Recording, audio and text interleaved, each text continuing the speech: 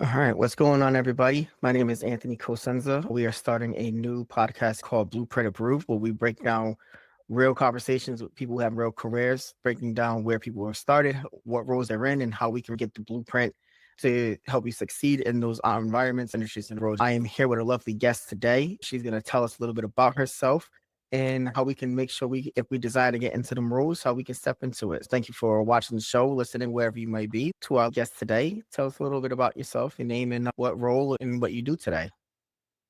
Hello, Jalissa Madrid. Today, I'm based in Austin. I work in tech, specifically in global logistics and transportation. Being that you're in logistics, was this something that you always wanted to get into, or did you, as you got older, transition into that role? To be honest, I didn't even know what it was for the longest time. In general, I would say growing up, I wanted to be a doctor. And then I wanted to get into law because I have a slick mouth. I'm good at debating. As I got older, I was always really good at math. And I was like, okay, let me start with math. Went into college, focused on finance and international business. And probably 3 years in, I was like, what are my job prospects? What am I actually going to work in? So I started doing some checks. There were options, but I wasn't excited about them. Probably Mhm. 3 years in, I had to take a mandatory course in operations supply chain management. And I was like, whoa, what is this? I haven't heard of this before. After that class, I decided I think I see more opportunity there. So I ended up adding that as a major my 3rd year in. And yeah, that's how it all got started. Cool. So when you was in your college, did you did any internships? So I guess what was your real first job, and what did you learn from that job to help you be in what you're in today?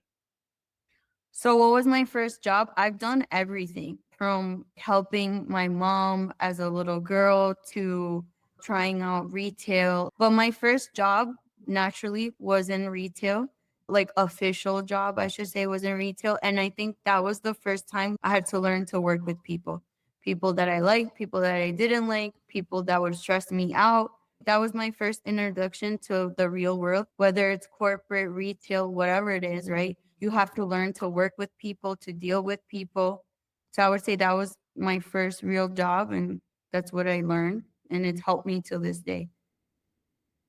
Definitely working with people, there's so many different personalities that go into it. When someone's high, how you balance them up? How do you speak up for yourself if someone's trying to take advantage of you, saying, hey, you know what? No, I'm going to stand firm on this decision, whatever else may be. Can you share working with those different personalities? How do you prepare yourself? How do you approach an uncomfortable situation, if there are any that you deal with day to day? Yeah, I think first and foremost is just talking to everyone like they're human, right? Regardless of their title, what they do, everyone puts on their pants the same way. So it's just finding a way to connect with someone on the human level. I found that has made things more successful for me, whether it's convincing someone of a recommendation I'm making or just understanding what problems they're having and how I can help them. I think just finding that common ground, even something as simple, I have dogs, connecting with people. Oh, do you have dogs? Cool. And then just that human level, I think opens the door to more. No, especially as you get into management and stuff like that, understanding different people's personalities. And like you said, that human effect really makes a big difference because people want to work with people they enjoy spending time with. When we work with people, generally speaking, we spend way more time with work people or Mhm. coworkers, colleagues than we do with typical family at this point. And so understand making sure they feel comfortable in this space is crucial in that situation. So a little bit about the job that you have now. Tell us what you do on a day to day. What's some of the fun parts you have? What's some of the challenging things about that? Just tell us what a day looks like for you. So the one thing that drew me to logistics from the beginning is that every day is different. I am someone who gets bored easily. I need something new often. And Mhm. that's basically all you see in logistics in general. Every day there's a new problem that you need to solve or an old problem that comes back and you have to rethink how to solve it. So a typical day for me is really number one, the foundation, looking at data, what is it telling me? Where are we having issues? Where do we need to make changes? Where do we need to make better decisions? And then from there is the people aspect. How do I work with people who impact what I'm trying to do? How do I convince them to make better decisions? How do I show them hey, this is what's going on. This is the impact that your decisions are having on the things that I can control. And then for the things that I can control, finding ways to correct those issues or expand on whatever I need to expand. So a normal day varies, but it starts with data, then it's people, and then it's finding problems to fix. Gotcha. So let's walk that through a little bit backwards, if you don't mind. So you Mhm. mentioned that you have old problems that you either revisit and see a different perspective on how to solve it this time, but then the new problems. What challenges do you really step into, and like kind of, if you don't mind sharing, breaking it down? Like, all right, on this day we had a specific situation occur. What is something that you can share that says, all right, this was an old problem that it came new, or a new problem you haven't experienced previously? Mm-hmm. So, in general, what kind of problems do you face in the logistics world? It could be something as simple as a truck breaking down or President Trump implementing tariffs. So now you have to adjust your whole logistics supply chain network, right? Simple problems like trucks breaking down, it's just making sure you have the relationship set up with your logistics service providers to ensure there's always a backup plan to the backup plan. And that comes with building a relationship, having expectations aligned, making sure your partners understand your needs and also comes through when there are issues that come up. Mm. And then the more complex issues like tariffs, that is something completely out of our control, but you always have to have resiliency plans.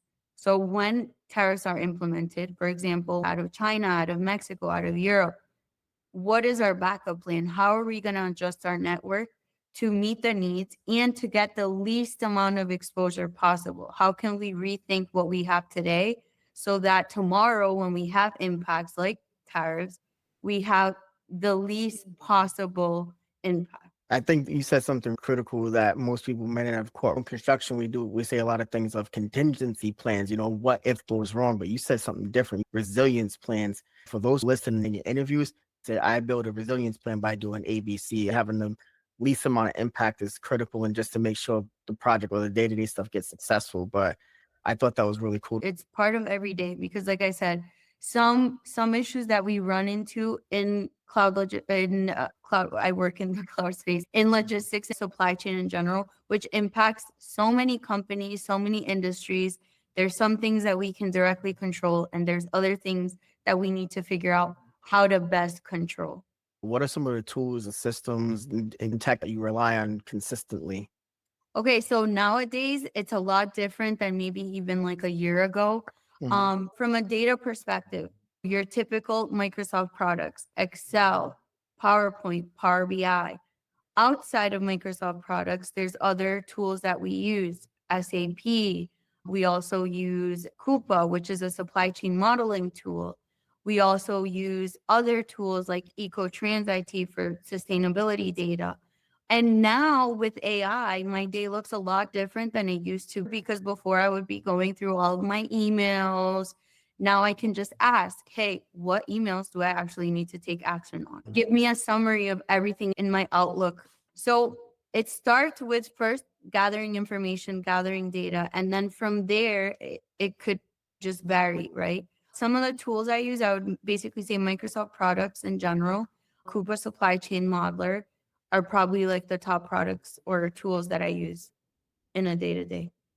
Okay. What's something that people don't understand about logistics in general, or someone who had no idea what you do, they would probably misunderstand entirely?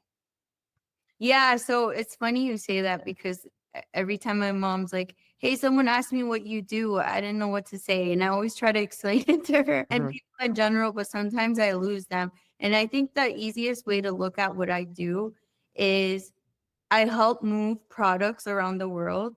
I use data to make better decisions on how to move them, and I make sure that they're available when and where they're needed.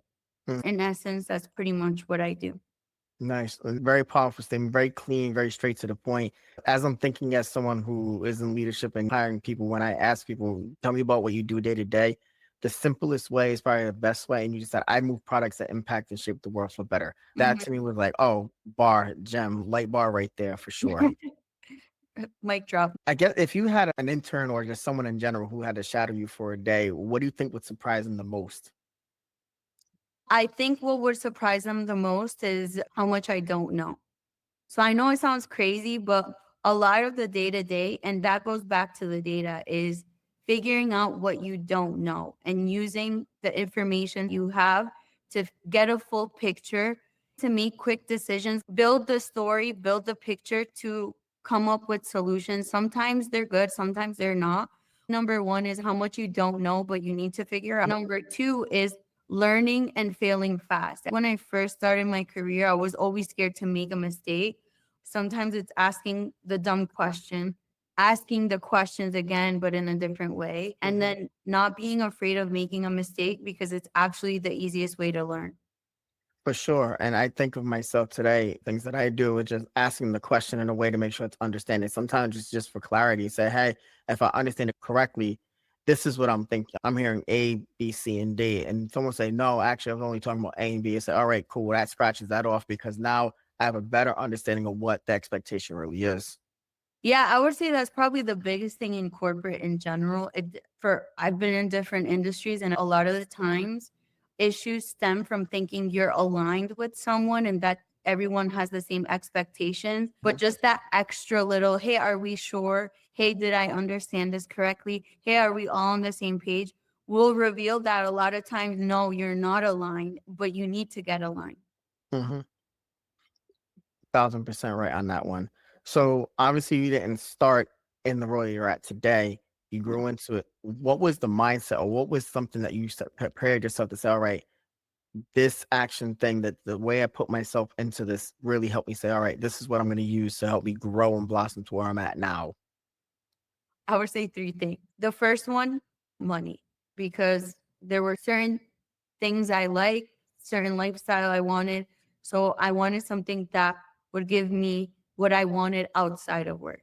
Number two is I get bored fast. I become hyper fixated. I want to learn something, I learn it, and then I get bored. So learning was important. And then the third one is growth. It kind of ties back to learning, but I also always envision myself being able to grow. So I had a different approach when I first started. For me, it was mainly learning, money, and growth.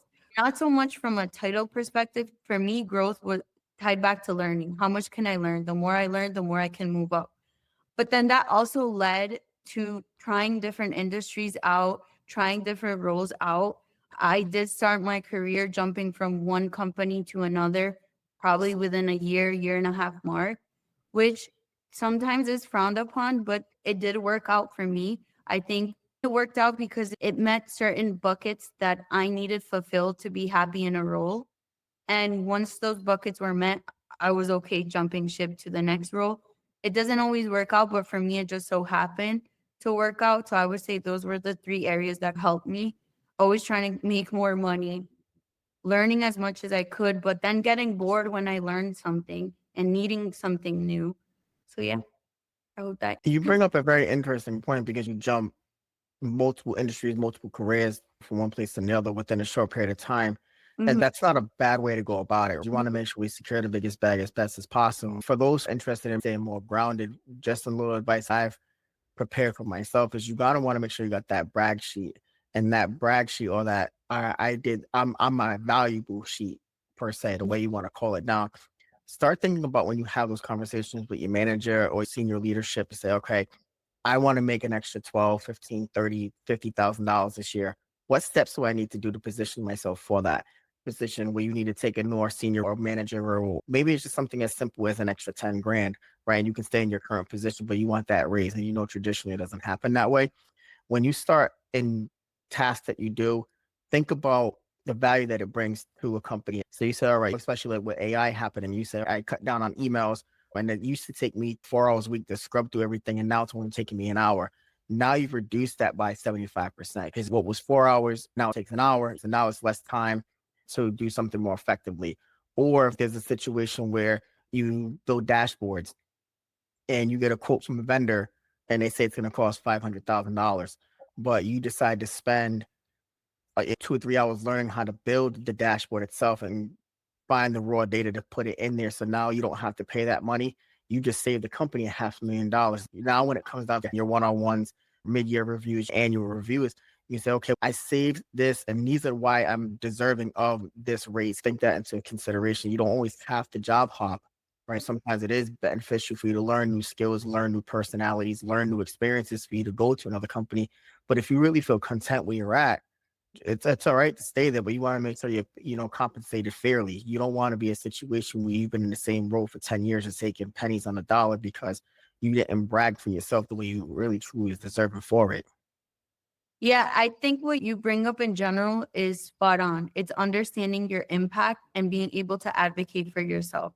When I first started, I didn't advocate for myself. I was very much, oh, my work is going to speak for me, which in some instances it did. But realistically, if I had advocated for myself, if I had learned to communicate my impact earlier, maybe it would have been different. Maybe I wouldn't have been moving around companies as much as I did.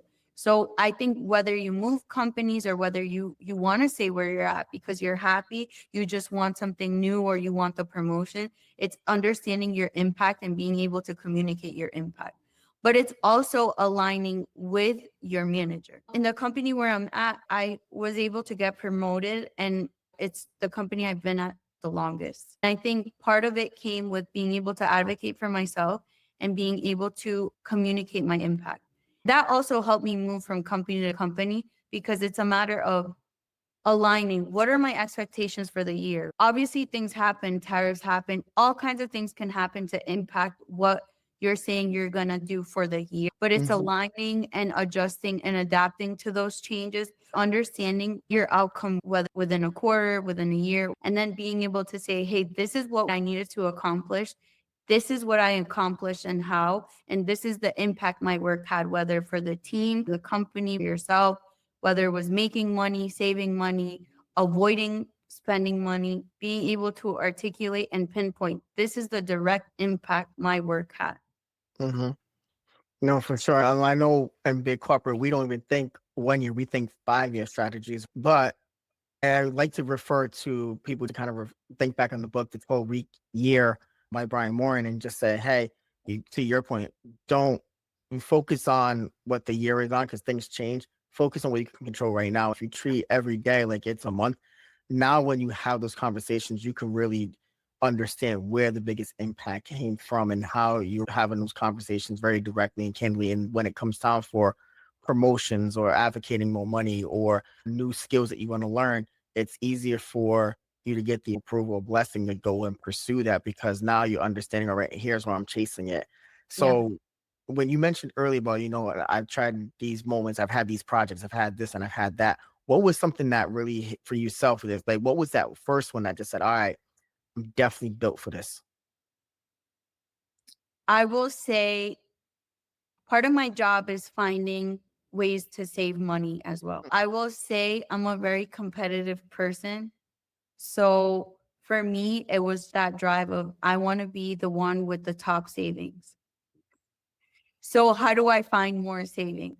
It was really just that, to be honest, where I realized, okay, the more savings I can find, the better projects I can get on, the better impact I will have, the better it is for my career. In almost every role I've been in, I've either had to make a recommendation for how to save money or I've been directly creating projects that enable people to realize those cost savings.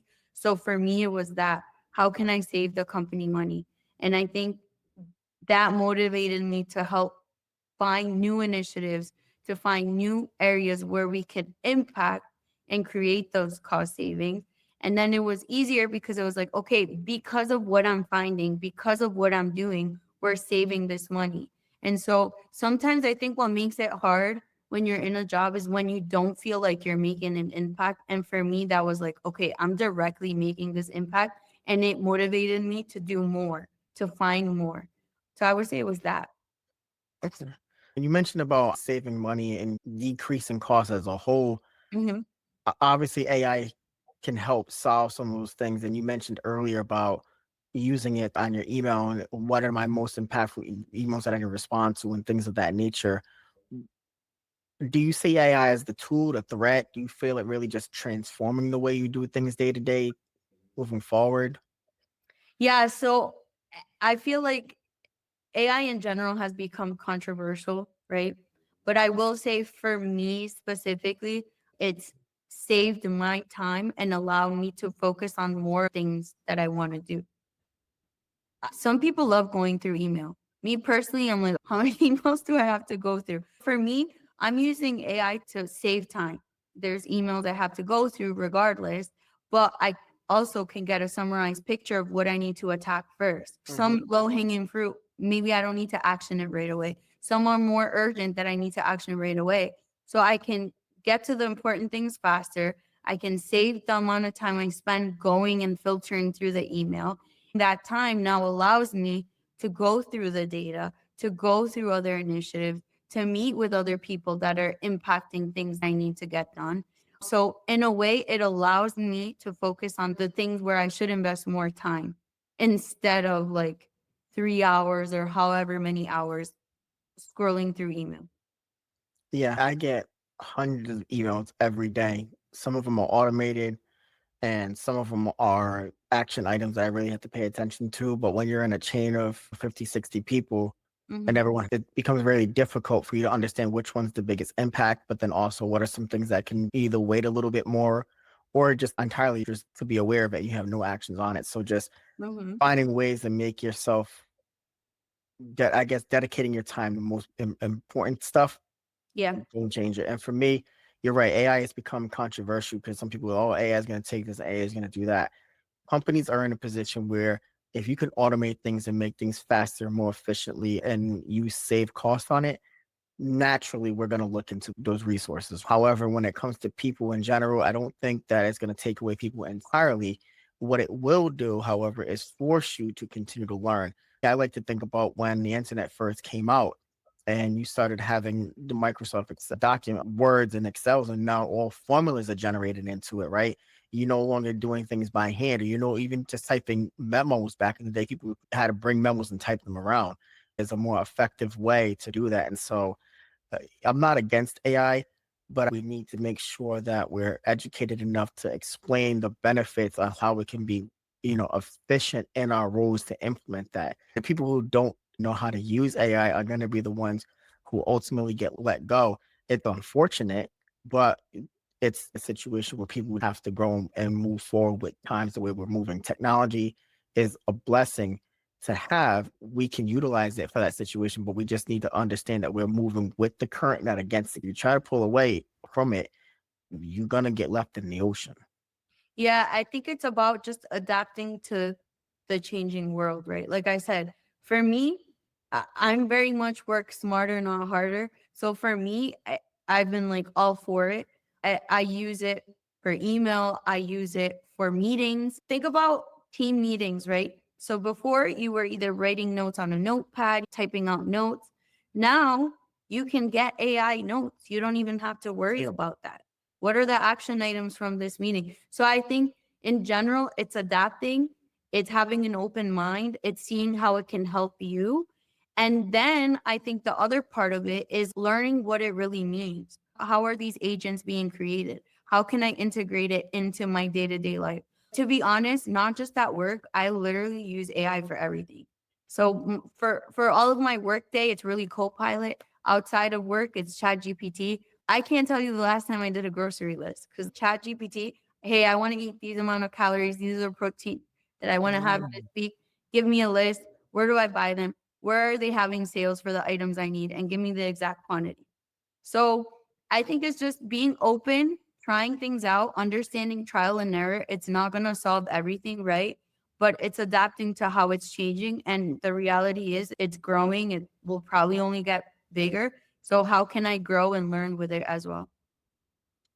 I never thought about it from a grocery list perspective. That's very Yeah. interesting to say it that way. I use it in so many other things like building out automations and agents so I don't have to minimize my day-to-day activities. To think about it Mhm. from a personal endpoint, I'm just amazed by that right now. Something so simple just seems to Yeah. me like, oh, I don't have to spend time writing a grocery list every day. It's something I do personally. And now I'm thinking about, oh, this is what I want to do for the week. And this is probably meals that I have ideas or even maybe just come up with suggestions on it. Just blew my mind. Sometimes I just take a look at what I have in my fridge and I'm like, hey, I have A, B, and C foods, fruits, proteins, whatever. Give me a meal.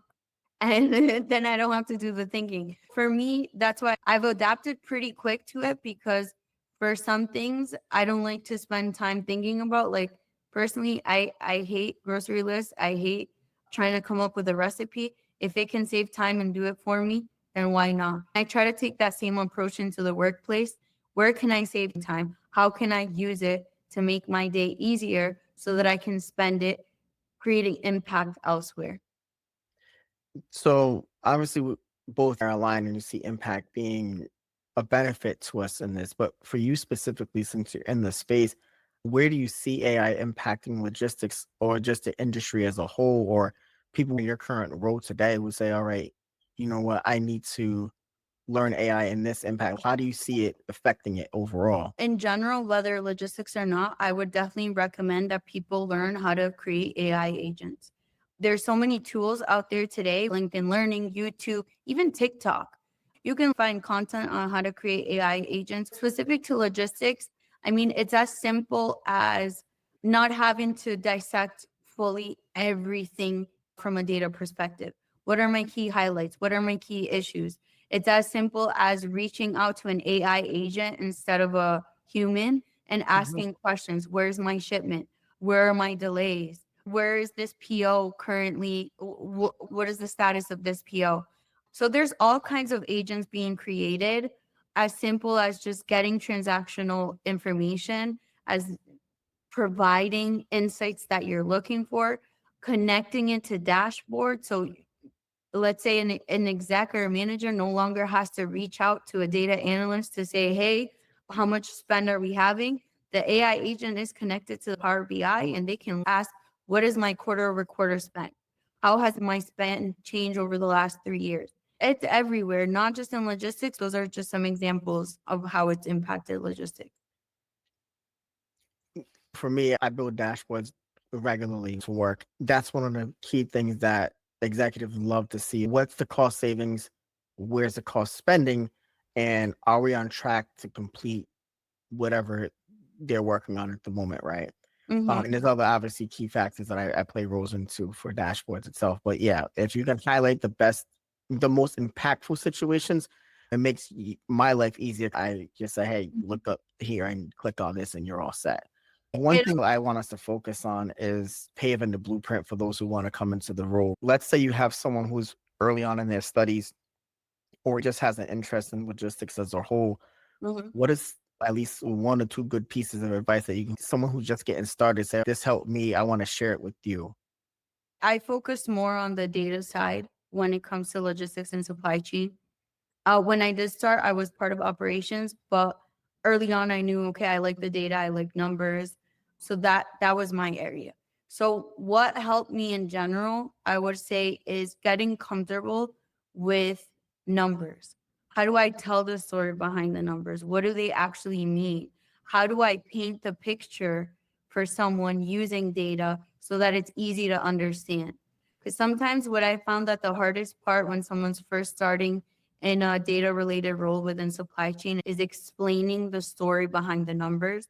So for me, how did I get started? Trial and error, working with people who had the experience, asking questions, not caring if I made mistakes.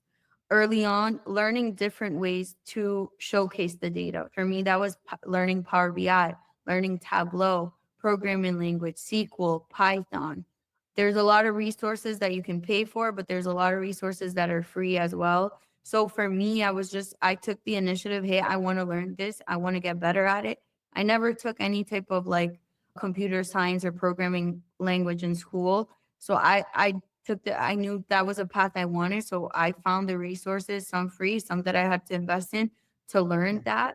Then after I learned it, it was learning how to do data modeling, which you can do in Excel and you can do in other tools. But then it became, I want to learn, formerly it was known as LlamaSoft.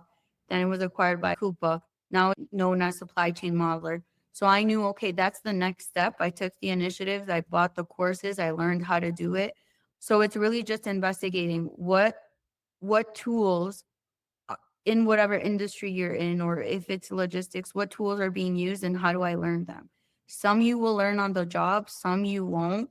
For those that you can't learn on the job, take the initiative, invest in yourself where possible, and learn what it is you want to learn so that you can get to whatever that next step is for you. And for me, it went from being the person behind the numbers to helping enable the people who could make change to now being the person implementing the change. But I wouldn't be able to do that without the foundation, which started with learning how to use data. You mentioned a lot about investing into yourself and learning new things and just continue to be a student of life, pursuit of education, right? It Mhm. makes me wonder, have you ever had a mentor or are you a mentor now? And either way, how has it helped you or shaped you overall? So early on, I did not have mentors. I was very shy. I was very reserved. I was like, how do I ask them? Can I shadow them? Can I ask them questions? But I learned that the easiest way to also learn and avoid making mistakes or learning from other people's mistakes and just feeling comfortable was getting a mentor, was getting a sponsor, and understanding the difference between both. I think once I understood what a mentor was and how, once I understood the importance of a mentor, the importance of having someone who probably went through the same things, maybe they didn't, but that can guide you through the different issues and problems you have, or through navigating different opportunities and projects and ideas, then it became easier. A mentor for me is someone who I can talk about anything with, obviously career wise, but even outside of career. You might be in one career, but you could have a mentor in a completely different area, but somehow it helps you. It all depends on what your goals are and what your next step is, right? For me, having a mentor was super important. Having a sponsor became even more important when you talk about growth and promotions, because a sponsor has a similar role to a mentee, but in a more professional setting, because those are the people who understand your work, understand your impact, understand how you work with people, and will advocate for you in spaces that allow you to gain that growth. I would say it's important to have both. And it's also, as you grow, as you learn, it's important to also be both for people that you can help. So Mhm. I would say in the last 2 years, I've gotten more into mentorship, specifically helping women, helping people of color to navigate different industries, to kind of enter the supply chain as a whole, to help them get into tech as well.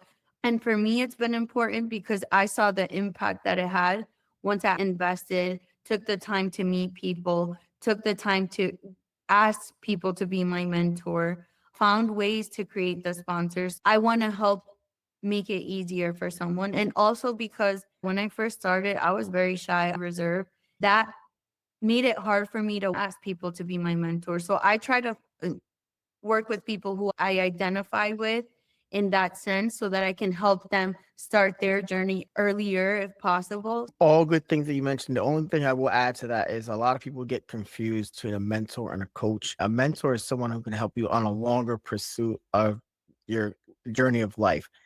A coach is someone specific to you in that situation. Understanding the difference between the two, like you mentioned about the sponsor, someone specifically at your work environment who is helping you pursue that and advocating in rooms that you're not a part of just yet, that you hope to eventually be in. Sometimes it's better to just hire a coach and focus on one specific thing. Like for me, early on, I wanted to learn how to be a better speaker. So I ended up taking a Toastmasters class. That taught me to minimize or slow down my speech and try to decrease the amount of filler words that I use. I've become a lot more comfortable speaking to people naturally. One of the things that I wanted to learn early on was project management. So I got my PMP. It's going to those environments or spaces and asking people the questions, hey, how did you learn this or how do you apply this? That was something that I had to learn as well.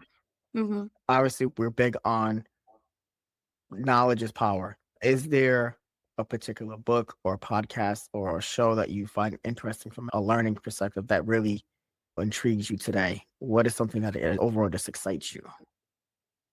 I would say everything, regardless if it's inside of work, outside of work, I like to learn. Any opportunity to learn anything new, I think is of value. Some things are as silly as like just random stuff, how to make matcha. Other things more about like how do I improve public speaking? How do I communicate my thoughts better? Honestly, anything. Today, nowadays, I definitely doom scroll through TikTok. You'd be surprised everything you can learn there. But in general, I look for opportunities to learn. I like to go to different conferences where people are speaking, whether it's within industry or just random industries. You have that in a lot of cities. For me, I found that the personal, like human interaction makes a difference. I do like watching YouTube videos. I like hearing different podcasts. My favorite one for the last few years is the NPR, where they talk about the different companies and how they got started. The Sarah Lee pita bread, like how did she get started? I love those because it almost makes you realize it's really just about discipline and believing in yourself. So, how can I apply that to my life? For me, any opportunity to learn is worth it, whether it's a TikTok video, a conference, a podcast, and make it diverse. It doesn't just have to be about what you like, it could also be about things you don't agree with, things that you agree with. So for me, it's just always finding a way to learn and have different perspectives. Some I might agree with, some I might not, but just be open to learning. You're open to learning. Can't say it better way. That one. If the people wanted to stay in touch with you, follow you, learn from you, reach out to you, how can they find you? Well, it depends. Probably LinkedIn, Instagram. That's probably all I use. TikTok. I don't post anything on TikTok, so probably not there. But yeah, probably LinkedIn or Instagram, and I'm pretty open. All right. Well, I appreciate it. Thank you for taking the time, being our very first guest. Very excited that we got this going up and running. Thank you for giving a blueprint for those people who really want to learn what logistics is like and step into that role. Thank you guys for rocking with us tonight. You guys have a good day, and we'll be on the next show. Yay.